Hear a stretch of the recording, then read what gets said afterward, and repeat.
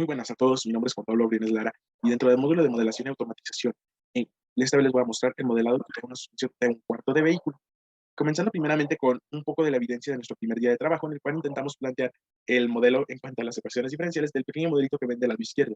Cabe destacar algo muy rápido, y es que este modelo estuvo mal, y con la retroalimentación de nuestro profesor y a su vez el modelo que nos proporcionó. Posteriormente, logramos tener esto, y es nuestras funciones en el dominio del tiempo, las cuales se ven de la parte de arriba de las flechitas rojas, en las cuales vemos estas ecuaciones diferenciales planteadas en el dominio del tiempo del sistema que se muestra del lado izquierdo, que es de la cuarta de suspensión de este automóvil. Bajo la flecha roja vemos, después de esa conversión, ya en el dominio de la frecuencia compleja de Laplace. Continuando con el trabajo, y tras todo el desarrollo matemático que ello conlleva, al dividir la función de entrada entre la de salida, logramos obtener la función de transferencia. Vemos en la parte de arriba que se observa la función en que va en cuanto a la masa suspendida, como se muestra en esta diapositiva anterior, mientras que en la parte de abajo tenemos la que representa a nuestro ring o nuestra llanta.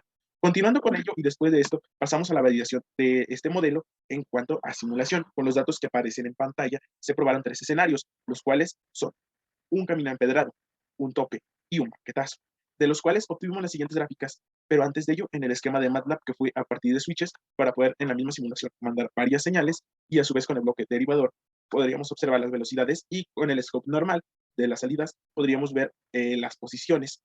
Continuando con ello, vemos las primeras gráficas del camino empedrado. El código de colores que se utiliza es igual en todas las gráficas. La línea punteada amarilla representa el camino, la línea azul representa la carrocería y la línea naranja representa las llantas. En este modelo vemos claramente que nuestra llanta intenta adaptarse lo más posible al camino en cuanto a posición. Vemos unas pequeñas variaciones en cuanto a los picos máximos que alcanzan. Esto es debido a eso mismo. Nuestras llantas intentan adaptarse al camino todo el tiempo. Por eso vemos que va pegadito. En cuanto a la carrocería, pues es todo lo contrario. Cuando pasamos por un camino empedrado, vamos brinque, brinque, brinque en la carrocería. Y es que aquí realmente lo que sufre es la carrocería. Y las llantas tienden a moverse un poquito menos por esa adaptación al camino. Vemos que aquí nuestra simulación empieza desde el momento cero, teniendo en este caso en el eje X su cúspide alrededor de los 70 centímetros en este caso, y en el eje Y alrededor de los casi 50. Esto porque se escogió un camino bastante oscilante con una amplitud de casi 0.5 en la onda senoidal con la que generamos este tipo de camino. A continuación vemos las velocidades y aquí ya vemos algo un poquito más interesante. Seguimos viendo que la carrocería se comporta más o menos de la misma forma, es decir, se aprecian las velocidades con las que vamos en esos pequeños brinquitos que se sienten al caminar en el camino, al pasar por este tipo de caminos empedrados. Sin embargo, aquí creo que lo más interesante se ve en cuanto a la llanta, y es que, como lo mencionaba, al intentar adaptarse en el camino, se ven esas pequeñas brinquitos que hacen nuestras llantas cuando lo vemos en la vida real, y las aceleraciones creo que es la manera, bueno, perdón, las velocidades en este momento es la manera más bonita o más coherente de verlo, ya que nos representan realmente cómo se está moviendo, a qué velocidades se están moviendo estas llantas al tratar de adaptarse al perfil del camino. Vemos de igual manera que en su pico máximo la carrocería sube a una velocidad de alrededor de 2 metros sobre segundo. Y de igual manera nuestras llantas en su momento cero, ya que están intentando adaptarse a ese camino. En cuanto a esta segunda simulación de nuestro segundo caso del tope, vemos de igual manera en cuanto a la posición el mismo comportamiento de la llanta, y es decir, que se trata de adaptar al camino. Mientras que en la carrocería sí vemos el pequeño brinquito que damos hacia arriba y después ese pequeño brinquito hacia abajo que se siente al pasar el tope. Y lo representa de una manera muy exacta esta simulación. Vemos de igual manera cómo pues las llantas tratan de adaptarse y al final de cuentas la suspensión ya en un lapso de posición trata de irse al ideal, es decir, a que no haya pues obstáculos en el camino. Vemos que el momento cúspide de la velocidad está alrededor de los 0, perdón, de la posición en este caso está alrededor de los 0.7 centímetros, es decir, acaban de subir el tope, mientras que el punto más bajo está casi cuando se comienza a bajar el mismo.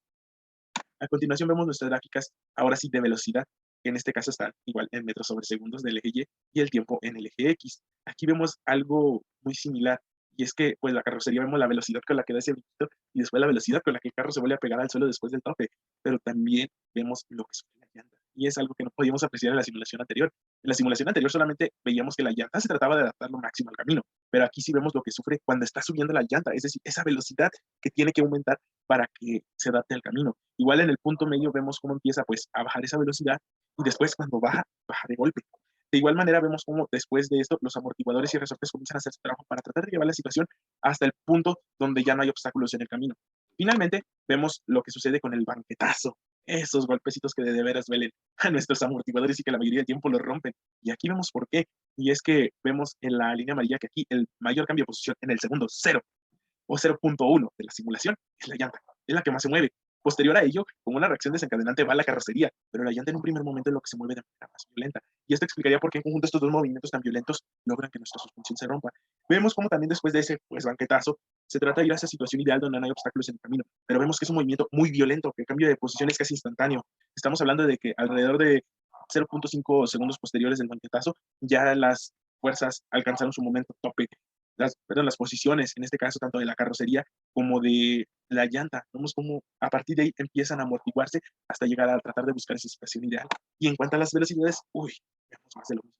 Vemos que lo que en primer instante más velocidad o más cambio, posición contra tiempo sufre es la llanta.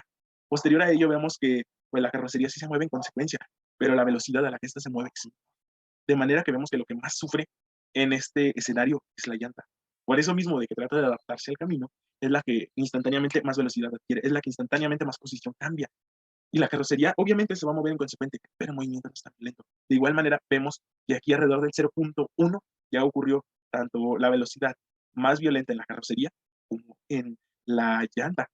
Finalmente, compartiéndoles un poquito de qué fue lo más que más se me dificultó dentro de este entregable, debo mencionar una cosa, el álgebra. El álgebra fue un dolor de cabeza que si no hubiera sido por mis compañeros que me apoyaron a de nuevo retomar estos principios, no hubiera podido llegar al resultado esperado por mí mismo. Entonces, creo que es un área de mejora. Tengo que mejorar en ello. Y en cuanto a lo que más me gustó, uy, es ese sentimiento tan hermoso de comprender cómo se están comportando esas gráficas en la vida real. Es una sensación indescriptible el tú poder imaginarte cómo esas gráficas son representadas en la vida real e incluso el decir, yo he vivido eso.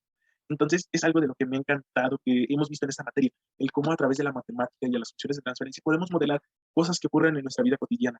A posterior, cosas que podemos controlar en procesos cada vez más complejos. Pero bueno, por algún lado tenemos que empezar, ¿no? Así es de que, mientras tanto, me va agradando mucho lo que hemos visto en este momento. Bueno, aquí vemos unas referencias con las que estuvimos trabajando a lo largo del estudio del estado del arte de las suspensiones, tanto pasivas, semiactivas y activas que nuestro equipo consultó para lograr este entregable. Y de momento es todo. Muchas gracias.